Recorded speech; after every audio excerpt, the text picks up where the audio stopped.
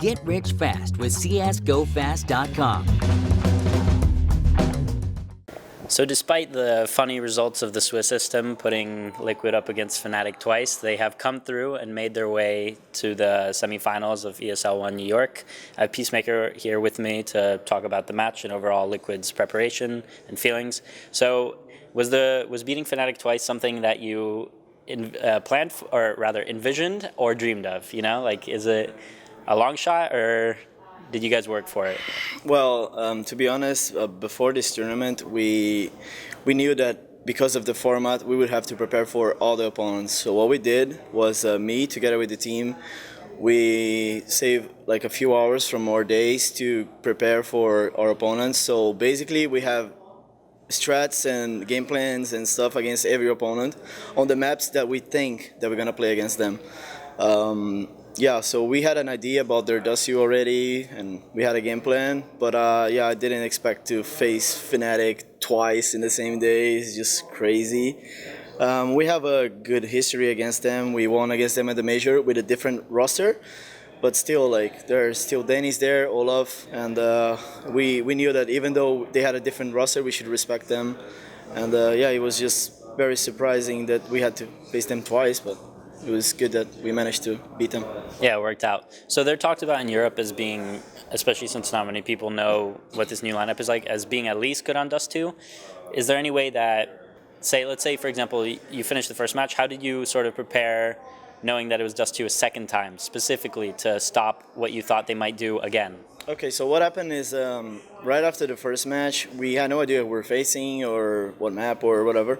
And then, like, as soon as I don't remember, whatever. As soon as the last match was over, we knew that we'd play Fnatic and we had to jump in the stage. So we're like, why would we play Fnatic again and stuff? They explained us, but we didn't know the map at like before 15 minutes before the match started. So when we did the videos, we expected to play Train, and they had the choice to pick Train or Dust2, but for some reason they picked Dust2 again, which is very surprising. They have a very good Train as well, but I think they just decided to try to play in a different way on Dust2 or something and try to caught us off guard. Yeah, it was just very surprising. So basically we had 10 minutes to just talk about what didn't work in the first match and what we should do in this next match. And I think that the game plan and the ideas were super good because we made a 12-3 T-side.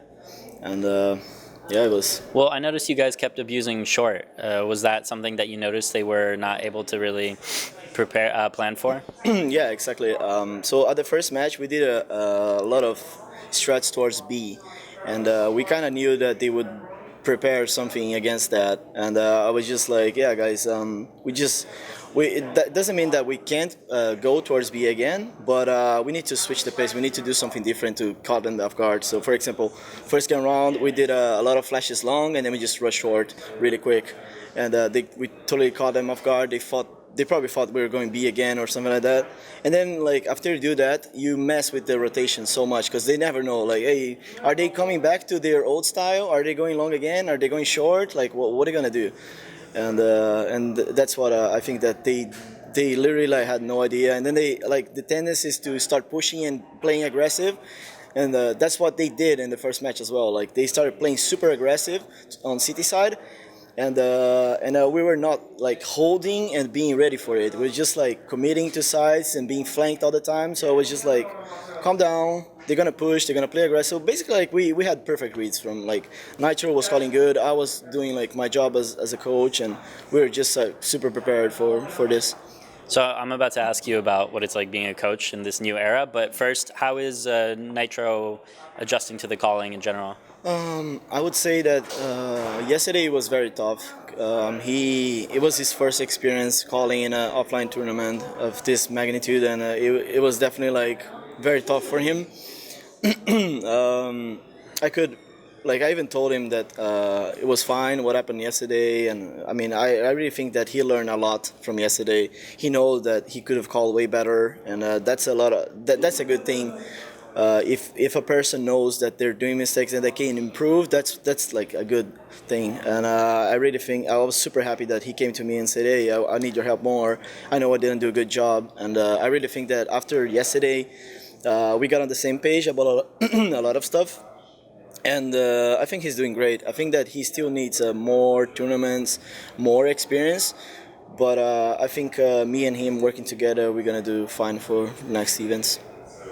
And so now your turn. So how is it being a coach in this post-Valve kind of decision world and it being enforced here at ESL, especially since you were one of the teams where you had a very active role compared to some coaches? Yeah. So I mean, I can't deny that I was very sad about the changes. I was super worried about what I'm gonna do and stuff. But thinking about an analysis perspective, like I'm super good on analyzing opponents and doing anti-strats and making game plans and stuff. So basically, what we did was like I need someone who's gonna step up and call, but that doesn't mean that I'm not gonna be impactful anymore. Like if I can analyze opponents, if I can do any anti-strats, and if I can do all that, and I just write down in a paper, like all you have to do, Nitro or whoever, you have to read that during the match. So you die, you read the paper. You need questions, like talk with your teammates. You have the game plan, you have all the strats. Just read it. Like there's nothing special. Just read it. If you need help, just make a sign. I call a timeout, and then we talk about it. You can ask me ideas and stuff. So I really think that this is something that really helps us. Like all those papers, all those preparations and stuff. And yeah, that's so. I think I'm confident that even though with the changes, I'll still be impactful enough. So it sounds like you've adapted to it, but you did tell me a second ago that during those pauses you still want to say a lot, right? Yeah, I mean during the pauses it's crazy because, like when we pause we have 30 seconds to talk, and the guys also wants to talk and share ideas, but sometimes I need to be like, hey, shut up, I need to talk, please. And then I just waste like 30 seconds, like hey, we should do that strat. Next round we do that, and the other round we do that. So like sometimes I even like even the mic gets mute, and then I'm talking already and still talking. So yeah, but yeah, I think that I mean, it worked out. yeah, it worked out. But I still need to definitely, like if you watch me all the time, like there's sometimes that I wanna talk. Sometimes I even talk with myself. It's a bit crazy, but I'm getting used to it. And how's getting used to, like, when I first interviewed you, for example, you were coaching a Tempo Storm Brazilian team, and now you're sort of coaching a team that's all Anglo-American, you know, or and a Dane. So how is just the transition to this life of North America, living in the LA area? I assume you do. How's it been on you personally? It wasn't that hard because when I was in Temple Storm, we were living in California already.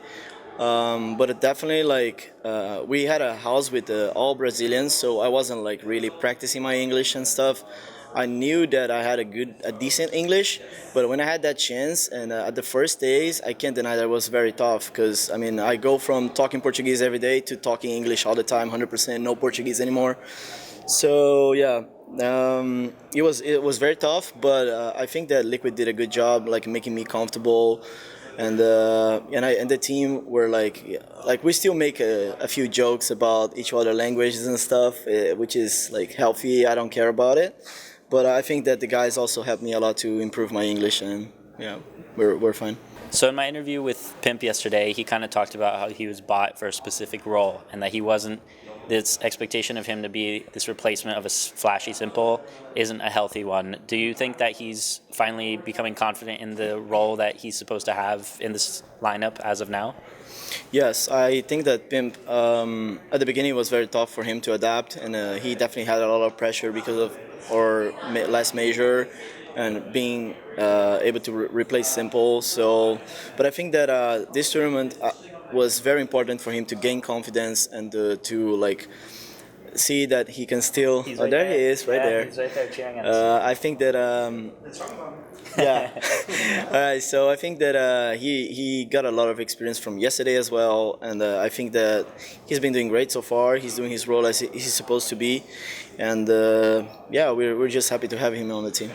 So I was talking to a player earlier, and they talked about that the crowd is very loud and audible. does that help your guys, do you think, especially when they hear the USA chant? I know not all of them are American, but... Oh yeah, definitely. Even me, like I love this passion from the fans, and I think that that's something that Brazilians do have, and I'm kind of used to it, like coming from football and that kind of soccer, and I'm always like very passionate to everything I do. So like seeing American crowd like super passionate, like cheering for us, yelling and like going nuts, it's just amazing, and it definitely helped our players. Like sometimes, like for example, during this match, towards the end, Hiko even said like, "Hey, look at that crowd! Like they're cheering for us. Look at that. Let's just finish this. Let's make it for America and stuff." So I mean, that kind of proves that how impactful it is for us. So I have to apologize. I actually don't know how the matchups are going to work. Do you know who you're playing tomorrow, or does it depend on the match now? I'm not 100% sure, but I would say 90%. I think we play Navi tomorrow, semifinals. I'm almost 100% sure. So judging off how the previous encounter went in the Swiss system, do you think that it's going to be a struggle yet again, or do you think you have like you learned from that and you're going to prepare in a different way? Yeah, we're gonna definitely like go back to the hotel now, have dinner, and talk about how we're gonna play tomorrow. If I'm not wrong, I think it's a best of 3 tomorrow. Yes. Yeah. So yeah, it's a totally different situation. We know that we have to be careful with the bands. We have to kind of predict what map they're gonna pick, which could possibly be Mirage because of what happened. So I think that overall we have a deeper map pool than them, and I think best of 3 kind of helps us a lot in this case. And but yeah, we just can't make the same mistakes we did in the previous match, and I think we're gonna be way more prepared. So let's close with the rest of 2016. Obviously, E-League was a disappointment, but there's other stuff to look forward to. There's the major, and there's the as yet unannounced PEA thing. So do you guys have a busy schedule ahead of you? Like maybe outline what it's looking like in the next few months? So basically, next few months we're gonna be playing Northern Arena. We're gonna be playing IEM Oakland, and I mean we're still trying to get a spot in Brazil, ESL. It's gonna be tough. We literally can't lose any more matches, otherwise we can't make it. But I think that like this performance at this tournament, making it the semifinals, and who knows, maybe even winning the tournament, is gonna help us a lot online to bring us more confidence, and I think we can definitely make it. But yeah, after that, I think that we'll definitely just chill for a bit, and unfortunately we couldn't make to E-League, so maybe we'll try to play DreamHack Winter or something like that, and just get ready for the major, because it's our goal for the start of next year. So it sounds like you'll be busy, but first of all, you got to think about tomorrow. So thanks for talking to me. I know you got a plan ahead now. So yeah, that was our interview with Peacemaker, and the coverage for ESL One New York continues. So keep watching.